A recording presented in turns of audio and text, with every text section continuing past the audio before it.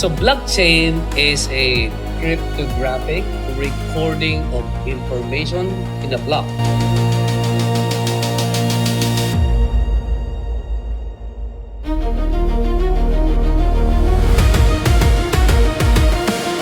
Wala nang takas ang mga magnanakaw ngayon. Lalahat-lahatin na nila to, susulitin dahil the only way na makatakas kayo sa mga katarantaduhan nyo sa gobyerno, ilaglag si Pangulo.